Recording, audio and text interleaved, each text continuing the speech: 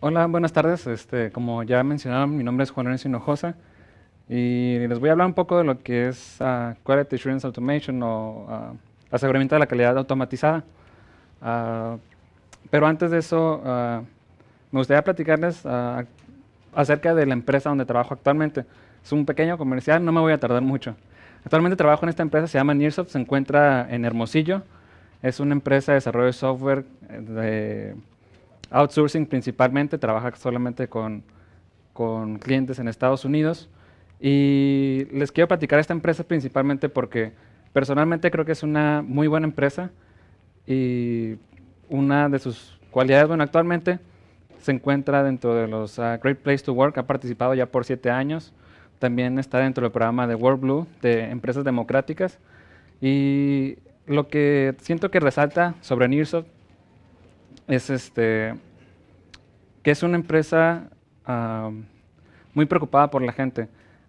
Sus espacios son adecuados para los desarrolladores. Su cultura siempre ha sido de apoyar siempre a las personas, tanto clientes como empleados, ¿no?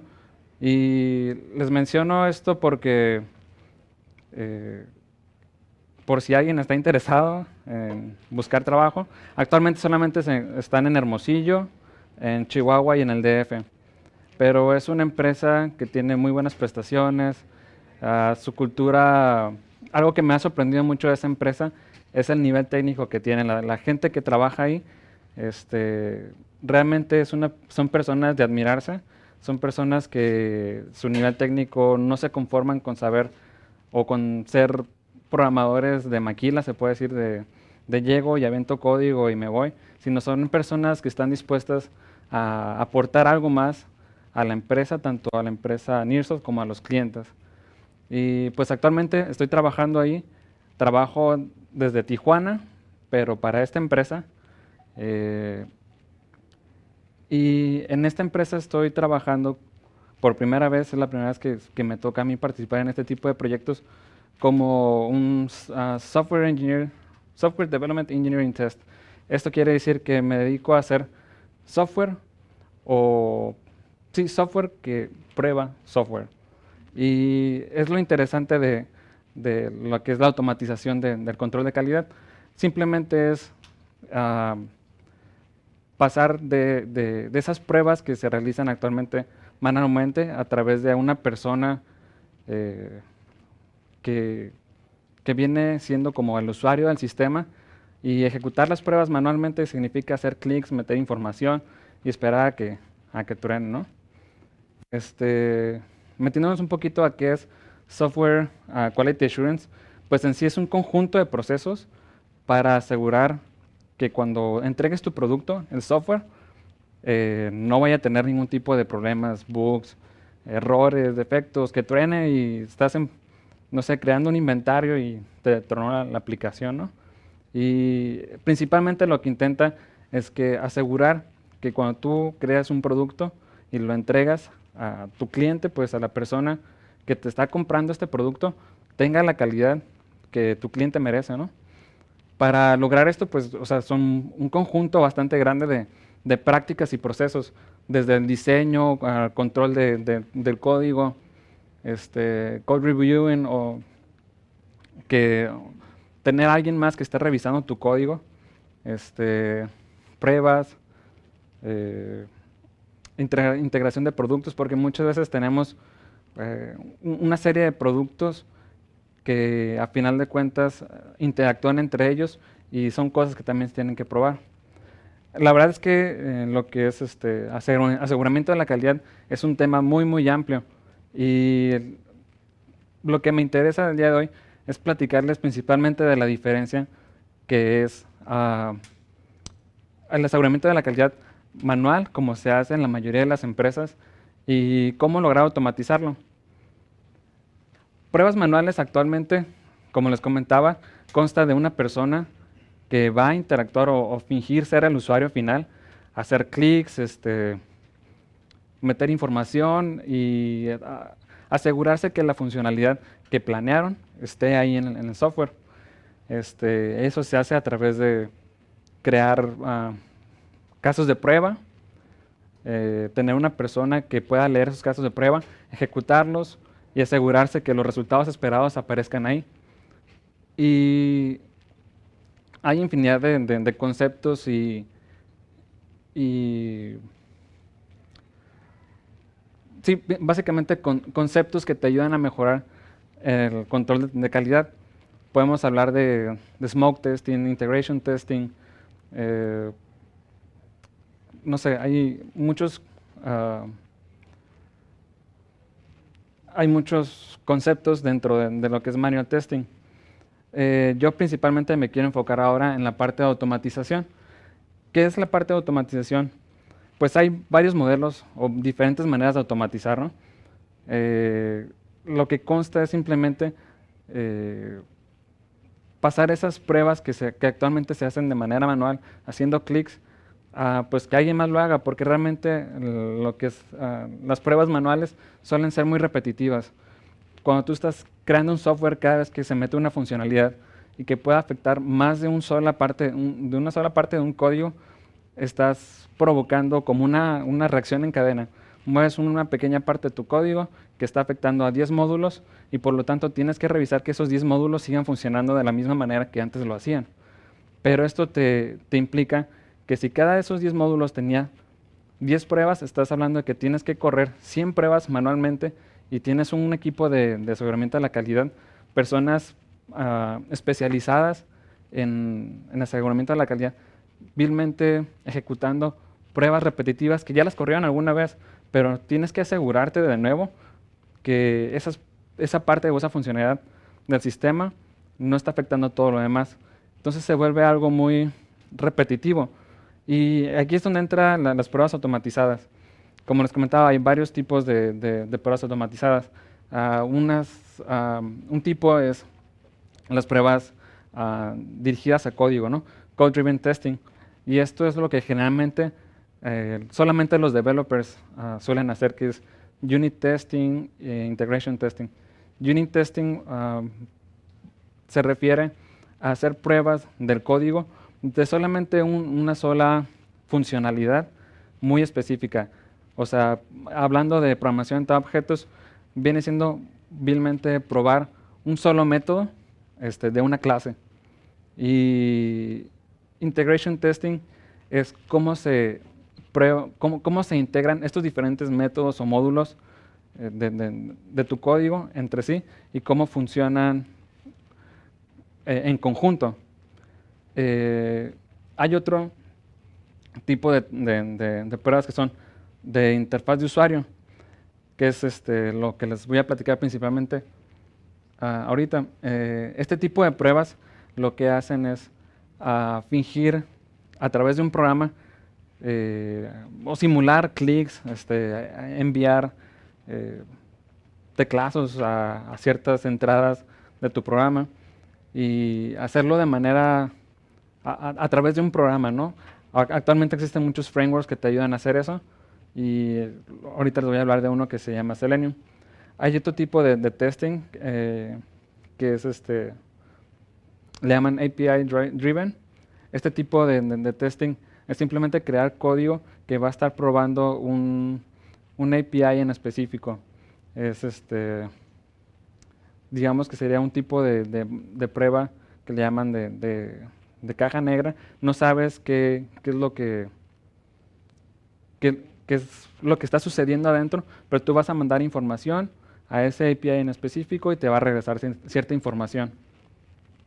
Hay otro tipo de testing, olvidé mencionarlo ahí, y no estoy seguro exactamente si entra dentro de lo que llaman Graphical User Interface Testing, pero se refiere a comparación de UI, o de cómo se ve la interfaz gráfica.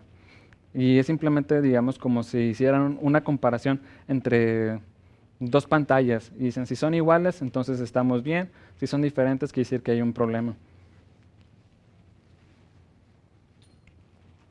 Dentro de esto de la automatización, hay un cierto problema. Generalmente la automatización puede ser más rápida que un usuario normal, pero las pruebas suelen crecer de manera exponencial porque tú quieres tener la mayor cobertura de código que se está probando. Entonces entra el dilema de qué es lo que se debe probar y qué no. Entonces, la manera más fácil de determinar si algo se debe probar o no es si, bueno, la mayor cantidad de pruebas deben estar en el área de pruebas que son ah, solas, se puede decir. Es decir, como tipo unit testing. Unit testing suele correr muy rápido y solamente estás probando un módulo no recuerdo, como en isolation, o sea, completamente aisladas, era la palabra. Este, después de ahí, la siguiente cantidad o siguiente tipo de pruebas que deberías de realizar son pruebas de integración, a lo que les comentaba. Se prueban esos módulos aislados, pero ya empieza a hacer conjunto de ellos y hacer pruebas de que la unión entre esos módulos está funcionando correctamente. Y finalmente, la menor cantidad de pruebas que debe haber son lo que llaman end-to-end, es decir, de principio a fin, alguna funcionalidad en específica. En el caso de pruebas automatizadas de, de interfaz gráfica o de funcionalidad, suelen ser de este tipo. No suele haber tantas pruebas automatizadas de este tipo porque suelen ser muy lentas y suelen ser muy lentas, pero al mismo tiempo tienen una cobertura de código mucho más amplia. Quiere decir que si tú estás probando una funcionalidad en específico, te aseguras de que al menos el camino feliz, el happy path de esa funcionalidad esté funcionando bien. Y es lo que vas a probar en este tipo de pruebas automatizadas.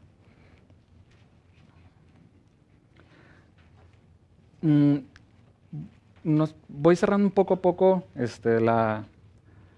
el tema porque en realidad lo que es aseguramiento de la calidad es muy grande, aseguramiento de la calidad automatizado es muy grande también. Entonces me quiero enfocar un poquito en lo que es automatización de pruebas web y especialmente con un framework que se llama Selenium. Selenium es un framework que te permite enviar clics, interactuar con un browser, con un explorador, tal como si fueras un usuario. Y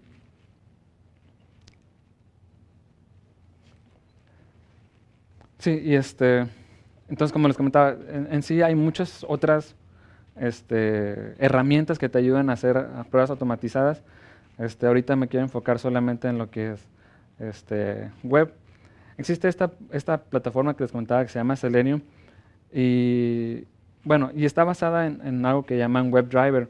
WebDriver es como una interfaz que tienen los exploradores para poder interactuar con ellos, que te permite interactuar con los elementos de HTML y CSS y ejecutar instrucciones, como les comentaba, clics o incluso interacciones más complicadas como el clásico drag and drop y demás, ¿no? Selenium tiene varias herramientas que han evolucionado con el tiempo. La primera de ellas fue Selenium IDE, que realmente era como un plugin para los exploradores, donde tú le decías, ¿sabes qué? Voy a empezar a grabar ahorita la prueba, y tú hacías manualmente clics y metías información y se cambiaba de página, y eso te generaba un código, en el cual tú puedes después ejecutar o crear tu conjunto de pruebas para ser ejecutadas recurrentemente. Después de ahí avanzaron con sus tecnologías y crearon Selenium Client API, que en sí es un conjunto como una librería, se puede decir. La desarrollaron en varios lenguajes: Java, C#, Ruby, Python, y si mal no recuerdo hay adaptaciones para infinidad de lenguajes. Selenium Client API, digamos que es simplemente una librería que te permite interactuar con el explorador. Selenium RC o Remote Control fue otra herramienta con la que ellos crearon, pues, y lo que hacía era que a través de un servidor crear como instancias de los diferentes exploradores y ejecutar ahí las mismas pruebas que se habían hecho ya sea con el Client API o con el IDE, ¿no? Después salió WebDriver, que es lo que les quiero platicar más profundamente. Y WebDriver Selenium WebDriver es esa interfaz que te permite crear una instancia de un explorador, ejecutar diferentes tipos de instrucciones y obtener resultados, ¿no? Finalmente salió también Selenium Grid, y lo que hace Selenium Grid es como crear ahora sí que como una red de exploradores, de tal manera que tú con WebDriver puedes llamar a Selenium Grid y decirle, ¿sabes qué? Ejecútame tales pruebas en tantos exploradores, pero Selenium Grid se va a encargar de hacer la distribución de todas las pruebas, ¿no? Profundizando un poquito más sobre Selenium WebDriver, les comentaba, fue como el sucesor de Selenium Remote Control. Lo que hace en su interior, pues, es que crearon diferentes implementaciones para interactuar con el explorador. Lo que pasa es que todos los exploradores, Firefox, Chrome, Internet Explorer y todos, pues, tienen una manera diferente de implementar lo que es WebDriver. Tienen diferentes instrucciones y las ejecutan de manera diferente. Entonces, Selenium WebDriver lo que hizo fue crear, se puede decir, diferentes interfaces para cada uno de los exploradores, de tal manera que sea más independiente del explorador, tu código, ¿no? Este tipo de comunicación que hace WebDriver lo hace con el lenguaje que habían creado ellos, que se llama Celanese, que era lo que se usaba en Selenium IDE, y es la manera con la que interactúan. La diferencia es que cuando existía Selenium IDE, pues era realmente un plugin para cada uno de los exploradores. No había problema con el diferente tipo de comunicación. Pero ya cuando quisieron pasar a un lenguaje en específico, pues se dieron cuenta que necesitaban diferentes tipos de implementaciones para cada uno de los exploradores. Algo interesante también de WebDriver es que ya no necesita un servidor como lo hacía Remote Control, sino que solito levanta una instancia del explorador y empieza a ejecutar instrucciones. Algo también interesante es que Selenium WebDriver tiene una implementación que te ayuda a interactuar con sistemas remotos. Por ejemplo, si tu explorador no está localmente en tu computadora, está en otro servidor, te permite interactuar a través de la red, tal como si estuviera localmente, ¿no? Es una implementación igual como sería una implementación para Firefox o para Chrome. Lo hace con sistemas remotos. Puse algo aquí de qué consta el API de Selenium WebDriver. En realidad es algo bien sencillo y es muy intuitivo. WebDriver lo primero que te permite es encontrar elementos dentro de tu explorador. Una vez que tienes un elemento seleccionado, elementos me refiero a HTML. Tú puedes buscar un elemento en específico, ya sea un input, un botón, y mantenerlo en una variable, ¿no? Y en esa variable tú puedes interactuar con ella, ya sea hacerle clic, preguntar si está seleccionado, si está habilitado, si se puede ver o no. Todo ese tipo de interacciones que a lo mejor un usuario normal pudiera hacer de manera manual, ¿no? Y como les comento, si lo notan en sí, es un API, es muy corto y es muy concreto y es muy sencillo. En específico está hecho en Java, pero en sí, en los demás lenguajes, C#, Ruby y Python, es el mismo API, pero digamos optimizado para cada uno de los lenguajes. En caso de C#, se aprovechan de lambda expressions, y no sé, cada uno de los lenguajes lo hicieron optimizado, pero en sí el API es muy parecido. Algo interesante también de WebDriver y que sucede mucho con las páginas web actuales es que todas son asíncronas. Por ejemplo, típico que haces un clic en, no sé, en la búsqueda de Facebook y te aparecen ahí todos tus amigos, ¿no? Pero eso se hace de manera, se puede decir, asíncrona y no estás cambiando realmente de página, sino estás en la misma página.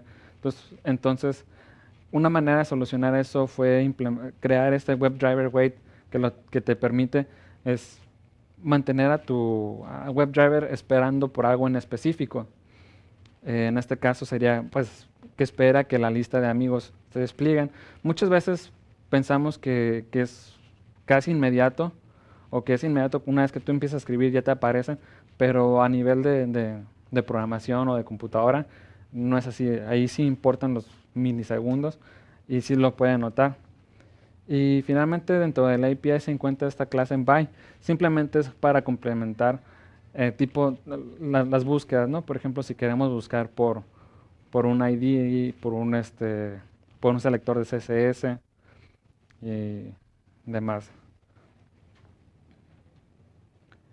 Eh, a lo mejor está un poquito de más, pero es cierto que la API de Selenium es muy sencillo, pero una vez que empieza a crear una plataforma lo suficientemente grande, se vuelve bastante complejo mantener el código. Y para tener un mejor control del código, hay varios patrones de diseño que se pueden seguir. Hablando de programación orientada a objetos. El más básico le llaman Page Object, que consta en tener una representación, una clase que represente a una página en específico. Y esa página va a tener, bueno, esa clase va a tener ah, acceso o sí va a tener acceso a elementos específicos de la página, digamos, eh, algún tipo de campo de texto, botones, y van a estar accesibles a través de esta clase. Muchas veces hay páginas muy complejas donde es mejor tener módulos más pequeños o clases más pequeñas, y es donde entra el otro patrón de diseño que se llama Page Component, que es muy parecido a lo que es el Page Object. La única diferencia es que va a estar basado en lugar de estar basado en, en toda la página, va a estar basado en algún HTML en específico. Digamos un div y lo que esté dentro del div nada más. Este, y finalmente, workflows, que ha sido algo que a mí me ha ayudado mucho, porque muchas veces creando pruebas suele ser muy repetitivo. Por ejemplo, hacer el login, ¿no? Para todas las pruebas necesitamos que el usuario haga login. Entonces, lo que haces es pues crear un workflow que se llame login y órale, haz todo lo que tengas que hacer a nivel de usuario, meter información, hacer botonazo, lo que tengas que hacer, pero ya a ti a nivel de prueba ya no te importa este, cómo lo logre, ¿no? Y crear workflows complejos que te ayuden a llegar a un fin específico, te ayudan a que tus escenarios de prueba sean más cortos, sean más legibles y sean también más fáciles de entender. No sé si voy muy rápido, creo que sí, pero igual sirve porque creo que es un tema muy amplio y a lo mejor tienen preguntas. Ahorita les quiero demostrar más o menos cómo funciona esto de, de WebDriver, porque nomás se los platico y siento que a lo mejor están un poco perdidos. Pero tengo aquí un ejemplo. ¿Sí se alcanza a ver bien? Entonces les comentaba que es una API muy sencilla y obviamente no solamente funciona para pruebas, ¿no? Tiene muchas funcionalidades. Selenium en sí, eh, mucha gente lo usa como para web scraping, lo que significa ah, es como navegar a través de páginas de manera automatizada para obtener información, ¿no? Entonces aquí podemos ver que simplemente creo una instancia de WebDriver para específicamente de Firefox. Voy a una página en específico que es Google. Por cierto, no estoy conectado al internet. Perdón, Juan, ahí puedes seleccionar qué tipo de versión ¿De Firefox? Claro. De hecho, aquí no lo puse, pero estas instancias de los exploradores tienen un parámetro que son las capabilities, que le puedes decir qué versión quieres, si quieres que tenga plugins o no, todo tipo de configuraciones lo puedes hacer. Esta es la manera más sencilla y es un Firefox driver el que está instalado actualmente. Nomás creo que...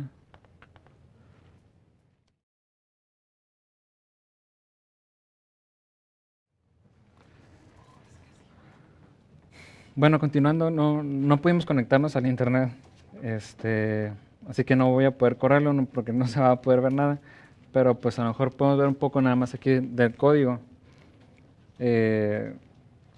Como les comentaba, se crea una instancia de Firefox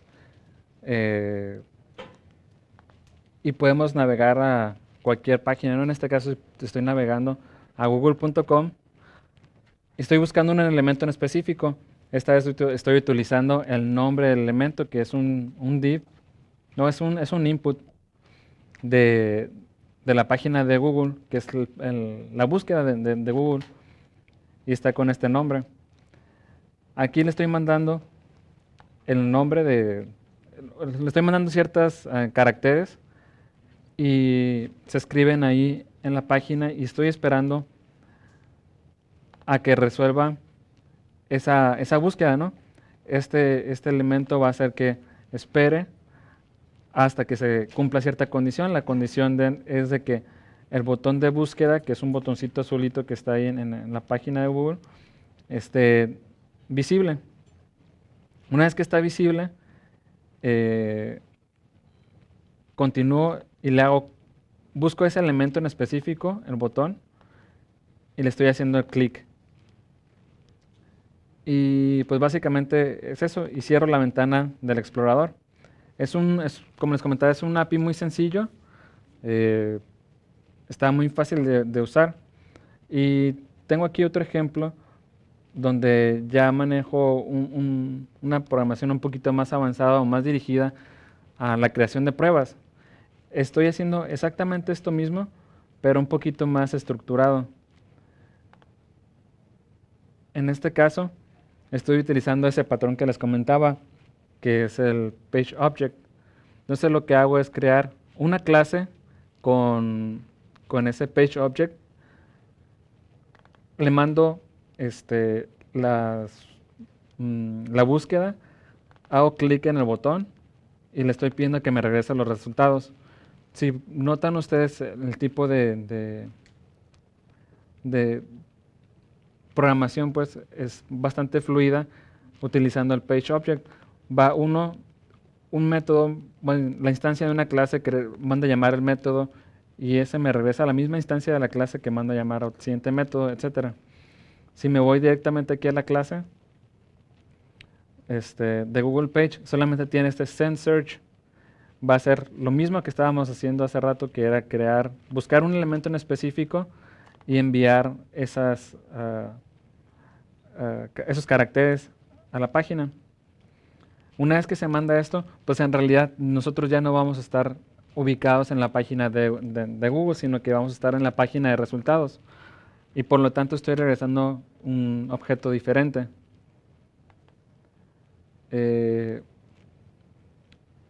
Este otro objeto va a esperar a que el botón se encuentre desplegado para poder considerar que ya está lista la página. Una vez que está lista la página, ya podemos hacer clic en el botón y obtener los resultados, que es simplemente buscar todos los elementos que en este caso tienen una clase de CSS que es G, y estoy buscando específicamente el título, que es esta clase.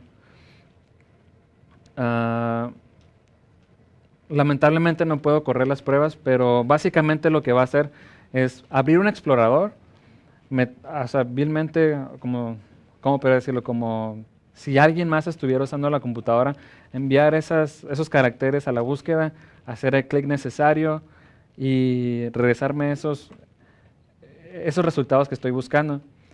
En la típica prueba de una página sería un workflow, parecido a esto y al final asegurarnos de que tenemos los resultados esperados. En este caso, el resultado esperado era de que por lo menos contuviera la lista un texto que Software Freedom Day Tijuana 2015. Obviamente aquí estoy usando cosas un poco más avanzadas como preparar la prueba y terminar la prueba cerrando el explorador, ¿no? Obviamente, técnicamente esto es la parte más sencilla y obviamente cuando estamos probando una aplicación más grande se vuelve mucho más complejo y involucra muchas cosas más, ¿no? Este es solamente lo más básico de Selenium. Como les comento, esta es la parte sencilla, es crear la interacción con las páginas. Y todo esto pues tiene su teoría donde dices, cada escenario vas a tener preparar tu prueba, se ejecuta la prueba en específico que tú quieres realizar y se hace la finalización de la prueba, ¿no? Donde te aseguras que los resultados esperados sí estén ahí.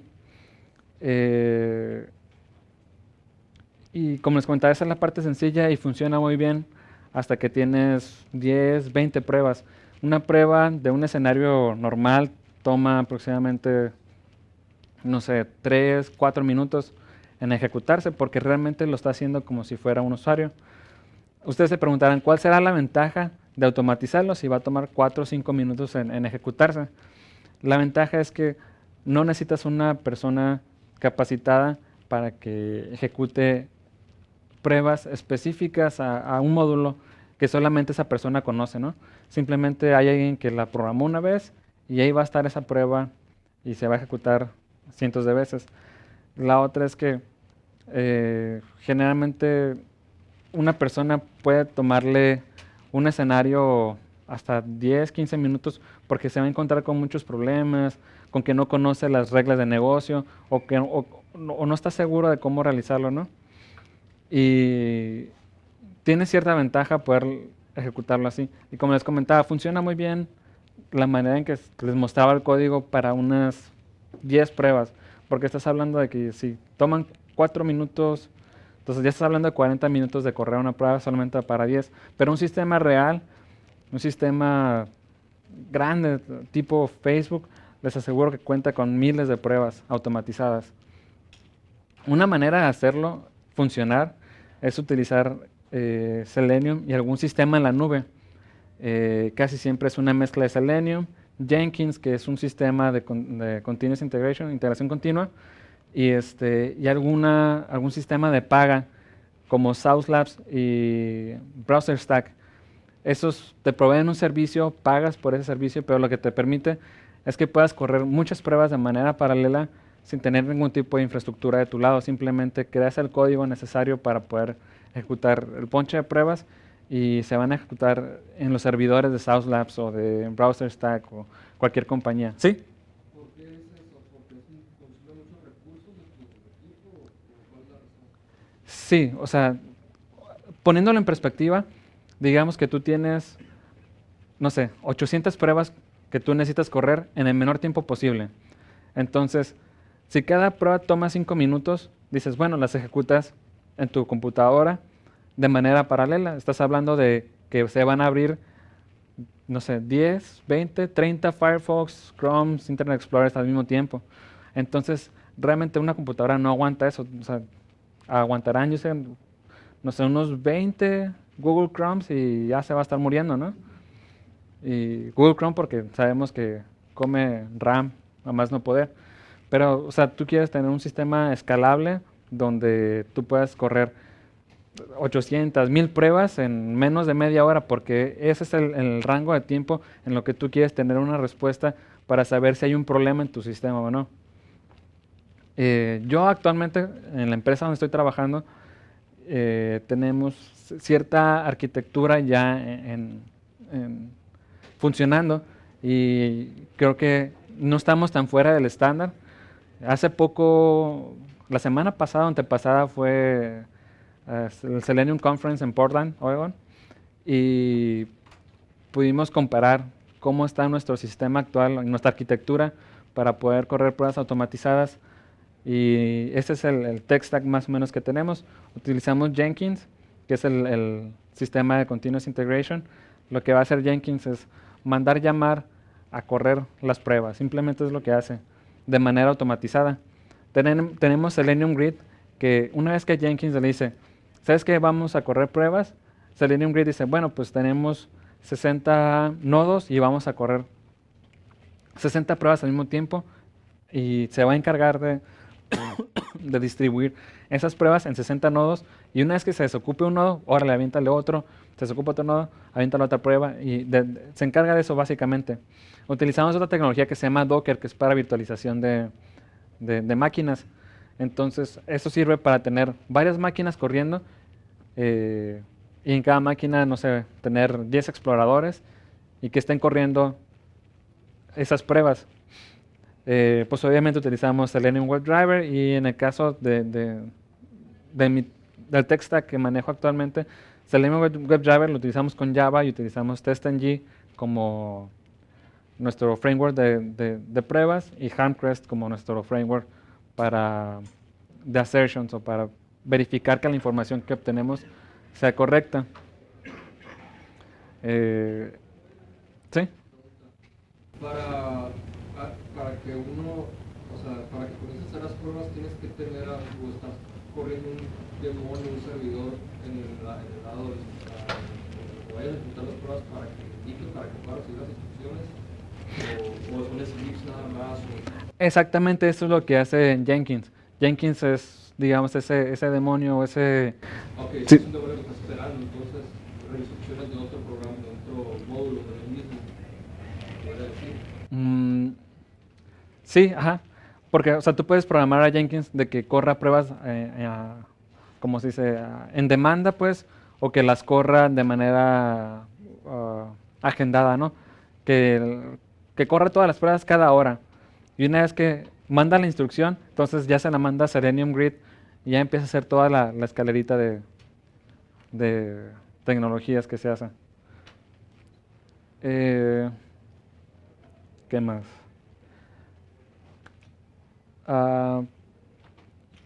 Les comentaba, crear pruebas automatizadas en sí es un tema muy amplio, y ahorita solamente me estoy enfocando en lo que es Selenium WebDriver, pero hay una infinidad de cosas que hay que ver sobre qué automatizar, cuándo automatizar, y básicamente cómo ir resolviendo cada uno de los problemas con los que te vas enfrentando por, por ir escalando la cantidad de pruebas. Como les comentaba, actualmente donde estoy trabajando tenemos aproximadamente 800 pruebas, se corren como en 30 minutos, y hay muchos problemas que todavía tenemos, y son respecto a, por ejemplo, los problemas que hemos tenido últimamente tiene que ver con datos. Tú creas una prueba y se está ejecutando en un sistema, y esos datos están yendo a una base de datos y se quedan guardados ahí. Y la siguiente prueba que va a venir los va a ver esos datos, y pueden interferir unos datos con otros.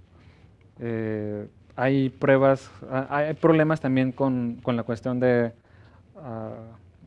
correr pruebas en paralelo, porque hay una cierta limitante, se puede decir, de procesamiento. Se necesita tener cierto hardware específico para poder correr tantas pruebas.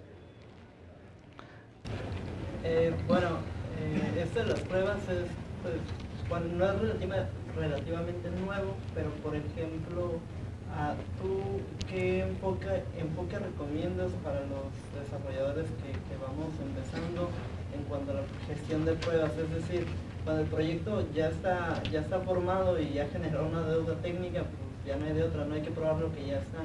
Pero, no sé, en proyectos nuevos, ¿qué es mejor para ti?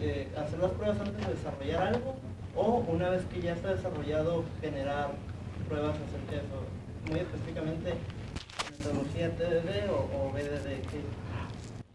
Bueno, es que en el caso de este tipo de pruebas, que son pruebas funcionales, generalmente se crea primero el caso de prueba que se va a ejecutar manualmente. Se crea, y eso depende de cómo lo involucres dentro de tu ciclo de software, ¿no? Mi gusto particular, creo que debe haber una persona experta en control de calidad desde el principio de tu desarrollo, y esa persona va a ser la que va a definir qué es lo que se tiene que probar. En el caso de pruebas funcionales, definitivamente tienes que tener el código ya hecho para poder hacerlas. No puedes ir, no es como TDD, donde tú primero creas la prueba con intención de que falle para ir creando la funcionalidad. En este caso, tú quieres asegurarte de que una funcionalidad ya existente no se vuelva a romper. Y es muy útil en la cuestión de lo que llaman regression testing. Y es lo que tú quieres hacer es poder correr la mayor cantidad de pruebas, tener el mayor coverage posible, y correrlo de manera lo más rápido posible. Mi recomendación es, en este caso de pruebas, que se desarrolle junto con la historia. Actualmente en el equipo donde yo trabajo, los desarrolladores que están creando una historia en específico, una funcionalidad en específico, son los que se encargan de crear la prueba. En mi caso, mi trabajo es mantener ese framework que ya existe, que se mantenga funcional, que no tenga errores, que el código esté decente, para que otras personas lo puedan usar. En este caso, otras personas son los desarrolladores. Y ellos son los responsables de crear la prueba por primera vez y que funcione. A partir de ahí, es responsabilidad mía y de mis compañeros de trabajo que esa prueba siga pasando, y si falla, es que hay dos cosas: o está mal diseñada la prueba, o hay un error. Y si hay un error, es un éxito para nosotros, porque quiere decir que estamos capturando esas fallas en los sistemas que no deberían de llegar a producción o a tu cliente, pues. Definitivamente, muchos van a pensar que es como dices, es mucho trabajo. A lo mejor para un equipo pequeño es difícil implementar pruebas automatizadas, pero definitivamente a la larga tiene muchos más beneficios.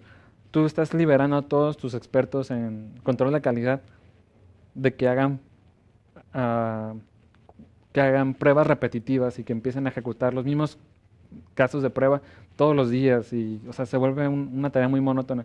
Esas personas son expertas en control de calidad y deben estar enfocadas en buscar realmente esos bugs que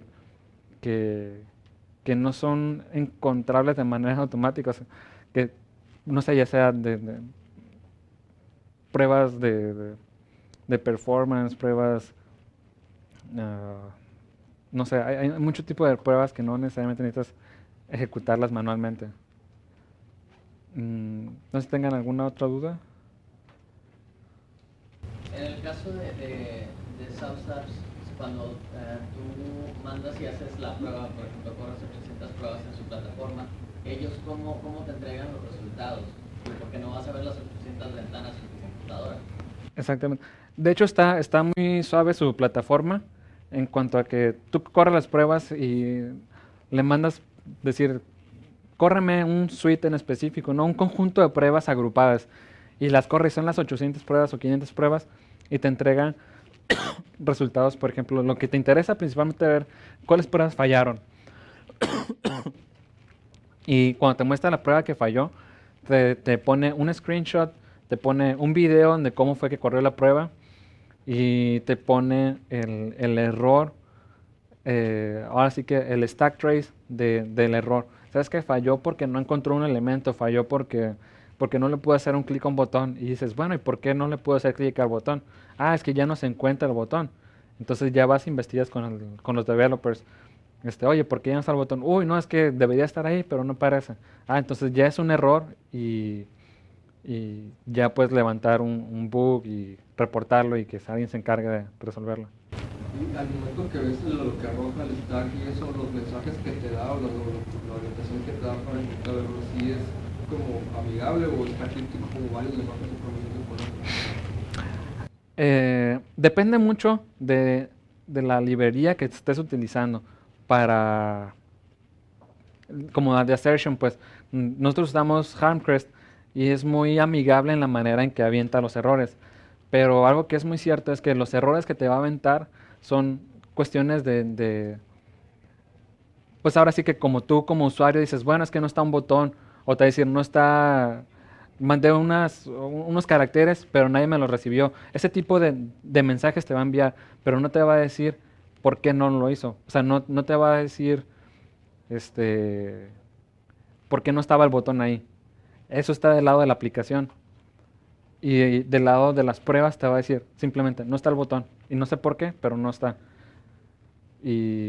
Pero digo, los mensajes dependen mucho de cómo tú específicamente los avientes.